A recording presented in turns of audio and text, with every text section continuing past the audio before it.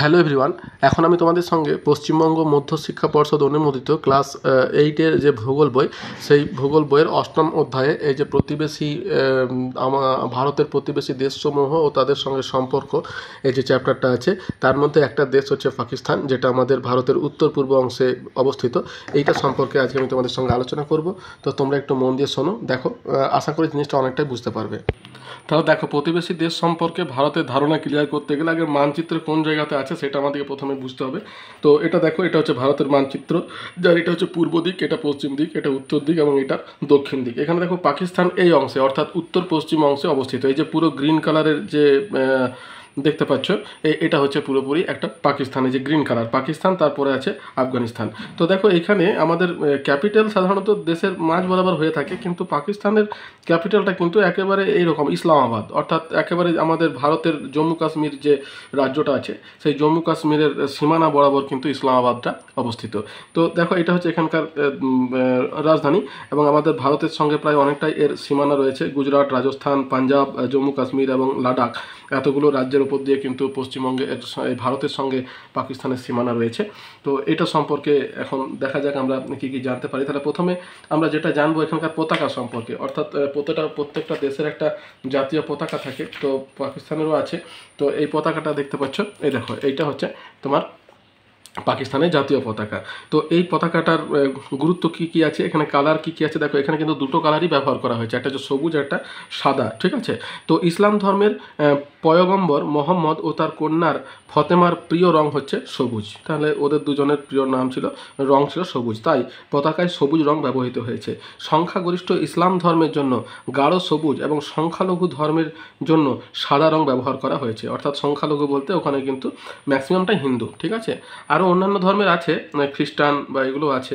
তো যাই হোক, সংখ্যাগরিষ্ঠ ইসলাম ধর্মের জন্য গাঢ় এবং সংখ্যালঘুদের জন্য সাদা রং ব্যবহার করা হয়েছে।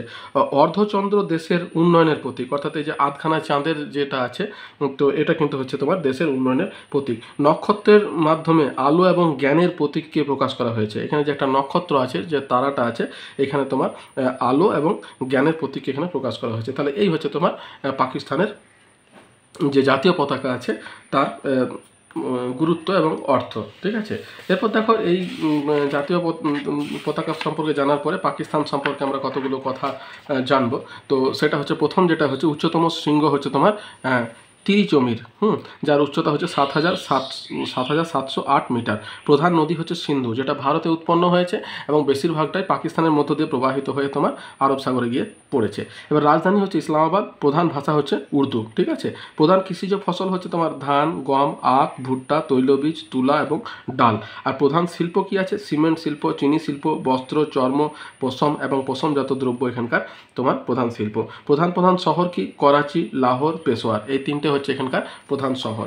আর এখানকার দেখো কিছু কিছু জিনিস তোমার এখানে তোমার জলসেচ এবং কৃষিকাজ এবং শিল্প সম্পর্কে এখানে বলছে বৃষ্টিপাতের পরিমাণ কম হওয়া সত্ত্বেও পাকিস্তান কৃষিকাজে কিন্তু বেশ উন্নত। পাকিস্তানের কৃষিকাজ মূলত জলসেচের উপর নির্ভরশীল। পাকিস্তানের জলসেচ প্রধানত খালের মাধ্যমে হয়ে থাকে।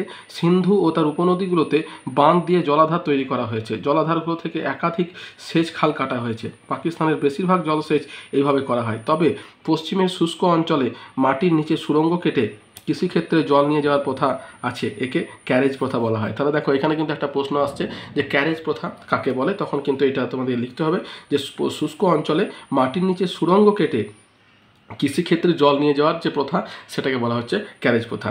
অন্যান্য অসুবিধা থাকা সত্ত্বেও জলসেচের সুবিধা থাকায় পাকিস্তান কৃষিকাজে কিন্তু উন্নত। গম, ধান, জোয়ার, বাজরা প্রভৃতি খাদ্যশস্য, তুলো, আখ এবং বিভিন্ন ফল যেমন আপেল, বেদানা, খেজুর, পিচ প্রভৃতি পাকিস্তানের প্রধান কৃষিজ দ্রব্য। তাহলে এই গেল তোমার পাকিস্তান সম্পর্কে আমাদের মোটামুটি একটা ধারণা। এরপর দেখো, আমরা পাকিস্তান সম্পর্কে আর কি কি তথ্য জানতে পারছি আমাদের প্রতিবেশী দেশ বা পাকিস্তান সম্পর্কে, সেটা দেখো। এই যে এখানে যেটা আছে পাকিস্তান সম্পর্কে দেখো, 1947 সালে 14ই আগস্ট পাকিস্তান স্বাধীন রাষ্ট্র হিসাবে আত্মপ্রকাশ করে। অর্থাৎ আমাদের ভারতের স্বাধীনতা 15ই আগস্ট আর ওদের স্বাধীনতা হয় 14 আগস্ট। অর্থাৎ পুরোটাই কিন্তু একটা দেশ ছিল, এবং পাকিস্তান তোমার একটা আলাদা দেশ। পাকিস্তানের আবার দুটো ভাগ ছিল, পূর্ব পাকিস্তান এবং পশ্চিম পাকিস্তান। বাংলাদেশ আবার 1971 সালে, এই দেখো দেখতে পাচ্ছ এখানে একসঙ্গেই দেখা যাচ্ছে, 1971 সালে আবার পূর্ব পাকিস্তানটা ভেঙে যায় অন্য দেশে। 1971 সালে বাংলাদেশ হিসাবে তারা আত্মপ্রকাশ আত্মপ্রকাশ করে। আর পশ্চিম পাকিস্তান যেটা ছিল সেটাই হচ্ছে বর্তমান পাকিস্তান। তাহলে 1947 সালে ওরা দেশ হয়, তার আবার 1947 আর 1971, তাহলে কত বছর হচ্ছে? 47 থেকে 50, 3, 20, অর্থাৎ 24 বছর পর, অর্থাৎ 24 বছর তারা একসঙ্গে ছিল। তারপরে কিন্তু তারাও ভেঙে গেল এবং অন্য দেশ গঠন করলো। তো যাই হোক, 47 সালে পাকিস্তান স্বাধীন রাষ্ট্র হিসেবে আত্মপ্রকাশ করে। পাকিস্তানের খাইবার গিরিপথ দিয়ে আফগানিস্তানে প্রবেশ করা যায়, অর্থাৎ পাকিস্তান এবং আফগানিস্তান দুটো কিন্তু পাশাপাশি, অর্থাৎ উত্তর পশ্চিম দিকে ভারতের উত্তর পশ্চিমে প্রথমে পাকিস্তান আছে, আর পাকিস্তানের উত্তর পশ্চিমে আছে তোমার আফগানিস্তান। তো এই আফগানিস্তানে খাইবার গিরিপথ দিয়ে কিন্তু আফগানিস্তান প্রবেশ করা যায়। পাকিস্তানের সিন্ধু প্রদেশের জেকোবাবাদ এশিয়ার উষ্ণতম স্থান।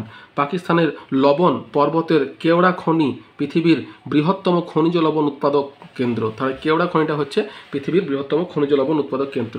হরপ্পা এবং মহেঞ্জোদারোতে সিন্ধু সভ্যতার নিদর্শন পাওয়া যায়। দেখো, এই হরপ্পা মহেঞ্জোদারো হচ্ছে সবথেকে প্রাচীন সভ্যতা, পৃথিবীর সবথেকে প্রাচীন সভ্যতা হিসাবে কিন্তু হরপ্পা মহেঞ্জোদারোকে ধরা হয়। এবং এই সভ্যতাটা তোমার ছিল এই হরপ্পা মহেঞ্জোদারো সিন্ধু নদীর উপকূলবর্তী অঞ্চলে, এবং এখানে থেকেই কিন্তু হিন্দু ধর্মের তোমার বিকাশ শুরু হয়। এবং এই পাকিস্তান, ভারত, বাংলাদেশ এবং নেপাল, এইগুলোতেই কিন্তু হিন্দু জাতির অবস্থান লক্ষ্য করা যায়। তাহলে এই হরপ্পা মহেঞ্জোদারো সভ্যতাটা কিন্তু যেখানে গড়ে উঠেছিল সেটা কিন্তু হচ্ছে তোমার এখন বর্তমানে পাকিস্তানে অবস্থিত, যেটা সিন্ধু নদীর উপত্যকা বরাবর গড়ে উঠেছিল। তো দেখো, সিন্ধু সভ্যতার নিদর্শন পাওয়া যায় শিক্ষা স্থল, তক্ষশিলা এবং শিখ তীর্থশালা লারকোনা এখানেই অবস্থিত। ভারতের জিটি রোড এদেশের পেশোয়ার পর্যন্ত বিস্তৃত। তাহলে এখানে যে পেশোয়ার বলে যে জায়গাটা আছে ততদূর পর্যন্ত কিন্তু ভারতের জিটি রোডটা কিন্তু বিস্তৃত। ইসলামাবাদ শব্দের অর্থ হচ্ছে শান্তির দেশ। তাহলে যাই হোক, এটা হচ্ছে ওদের অর্থ। তাহলে দেখো, আমরা পাকিস্তান সম্পর্কে কতগুলো কথা জানতে পারলাম। এরপর দেখো কতগুলো জিনিস আমাদেরকে পড়তে হবে, সেটা হচ্ছে পাকিস্তানের প্রধান কৃষিজ ফসল এবং প্রধান শিল্পগুলো উল্লেখ করো। তাহলে পাকিস্তান কৃষিকাজে যথেষ্ট উন্নত, তবে এদেশের কৃষি জলসেচের উপর নির্ভরশীল। পাকিস্তানের প্রধান কৃষিজ ফসলগুলো হলো ধান, গম, আখ, ভুট্টা, তৈলবীজ, তুলা, ডাল প্রভৃতি। পাকিস্তানের প্রধান শিল্পগুলো হচ্ছে সিমেন্ট, চিনি, বস্ত্র, চর্ম, পশম এবং পশমজাত দ্রব্য। তাহলে এই হচ্ছে পাকিস্তান সম্পর্কে আমাদের একটা ধারণা। এরপর দেখো, পাকিস্তানের কৃষি জলসেচের উপর নির্ভরশীল, ব্যাখ্যা করো। হ্যাঁ, অর্থাৎ জলসেচের উপর কেন নির্ভরশীল? বলছে পাকিস্তানে কম বৃষ্টিপাত হয়, যা চাষের জন্য প্রয়োজনীয় জলের তুলনায় অপ্রতুল। তবুও পাকিস্তান কৃষিকাজে যথেষ্ট উন্নত, কারণ বৃষ্টির জলের অভাব পূরণ করা হয় জলসেচ দ্বারা। সিন্ধু ও তার উপনদীর ওপর বাঁধ দিয়ে অনেক জলাধার তৈরি করা হয়েছে। জলাধার থেকে সেচ খাল কেটে ওই খালের মাধ্যমে কৃষি জমিতে জলসেচ করা হয়। আবার পশ্চিমের শুষ্ক অঞ্চলে সুড়ঙ্গের পথে জলসেচ করা হয়, একে বলা হয় ক্যারেজ পদ্ধতি। জলসেচ করেই পাকিস্তানের কৃষি উন্নত হয়েছে, তাই বলা হয় পাকিস্তানের কৃষি জলসেচের উপরে নির্ভরশীল। তাহলে এই গেল তোমার পাকিস্তানের জলসেচ সম্পর্কে এবং কৃষিকাজ সম্পর্কে ধারণা। এবার দেখো, পাকিস্তানের জলসেচ সম্পর্কে এখানে কয়েকটা কথা আরও আমাদেরকে জানতে হবে। সেটা হচ্ছে যে পাকিস্তানের বৃষ্টিপাতের পরিমাণ কম, তবে জলসেচের মাধ্যমে পাকিস্তানের কৃষিকাজ বেশ উন্নতি লাভ করেছে। পাকিস্তানের জলসেচ হয় প্রধানত খালের মাধ্যমে। সিন্ধু আর তার উপনদীগুলোতে বাঁধ দিয়ে জলাধার তৈরি করা হয়েছে। এই জলাধার থেকে খাল সেচ কেটে কৃষি জমিতে জলসেচ করা হয়। পশ্চিমের শুষ্ক অঞ্চলে জলসেচ করা হয় সুড়ঙ্গ পথে, একে ক্যারেজ পদ্ধতি বলা হয়। জলসেচের জন্য পাকিস্তান কৃষিতে উন্নত, তাই বলা হয় পাকিস্তান কৃষি জলসেচের উপর নির্ভরশীল। এবার দেখো, পাকিস্তানের কৃষিতে কী কী উৎপন্ন করা হয়। বলছে অন্যান্য অসুবিধা থাকলেও জলসেচের সুবিধা আছে বলে পাকিস্তান কৃষিকাজে বেশ উন্নত। এদেশের প্রধান কৃষি ফসলের মধ্যে ধান, গম, জোয়ার, বাজরা, আখ প্রভৃতি খাদ্যশস্য, তুলা, তন্তুজাতীয় ফসল, বিভিন্ন ফলের মধ্যে আপেল, বেদানা, খেজুর, পিচ প্রধান। পাকিস্তানের সিন্ধু সমভূমি কৃষি প্রধান অঞ্চল। গম উৎপাদনে বিখ্যাত অঞ্চল সিন্ধু প্রদেশ। তুলো উৎপাদনে বিখ্যাত অঞ্চল লাইলাপুর, মন্টগোমারি, সিন্ধু প্রদেশ। এই হচ্ছে দেশের 25% অঞ্চলে কৃষিকাজ কিন্তু করা হয়ে থাকে। তাহলে এই হলো তোমার পাকিস্তান সম্পর্কে একটা ধারণা। এরপর দেখো, আমাদের প্রতিবেশী দেশ সম্পর্কে আর কতগুলো কথা আমাদের জানতে হবে। দেখো, আরব সাগরকে স্পর্শ করে রয়েছে এমন একটি প্রতিবেশী দেশের নাম করো। তখন সেটা হবে কিন্তু পাকিস্তান। বুঝতে পারছো? এগুলো কিন্তু একটা শর্ট প্রশ্ন। আরব সাগরকে স্পর্শ করে রয়েছে এমন একটি প্রতিবেশী দেশ হচ্ছে তোমার পাকিস্তান। তাহলে এই গেল তোমার পাকিস্তান সম্পর্কে ধারণা।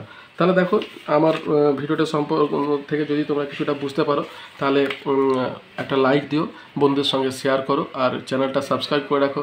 যদি কোনো প্রশ্ন থাকে আমাকে কমেন্ট বক্সে কমেন্ট করো, আমি তোমাদের প্রশ্নের উত্তর দেওয়ার যথাসাধ্য চেষ্টা করব। তাহলে এতদূর পর্যন্তই, দেখা হচ্ছে পরের ভিডিওতে। ভালো থেকো, সুস্থ থেকো, ধন্যবাদ।